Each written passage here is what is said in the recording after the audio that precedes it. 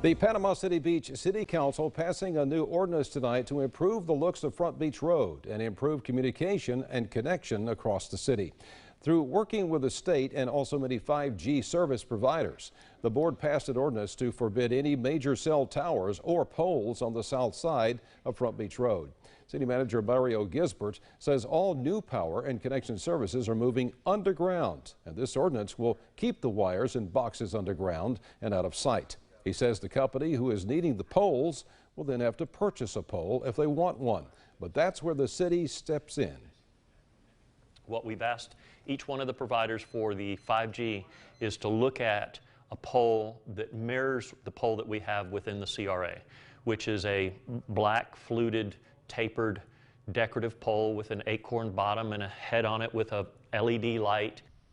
Gisbert says this not only makes the street look better, but also helps expedite the plans of the CRA. The plan will also save the city money since they will not have to buy a lot of the decorative poles themselves. A piece of land in Panama City Beach now getting a new owner. This after a private business approached city officials about buying it. The piece of land is located on Hutchison Boulevard, right across the street from Ripley's, believe it or not. In 2007, the city bought the roughly 4 acres of land for $5.2 million, and originally it plans to build a trolley system hub and a parking garage.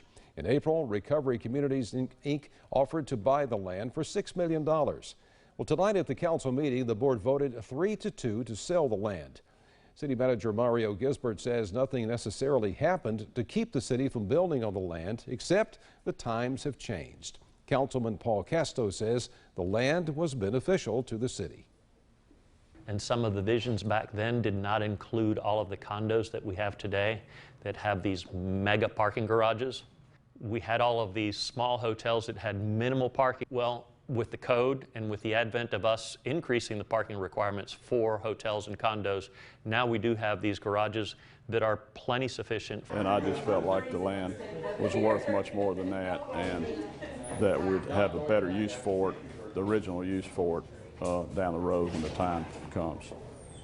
Councilman Phil Chester also voted against the sale. The business will have to close on the land by September 19th. The money acquired will be used to begin another segment of the CRA plans on Front Beach Road.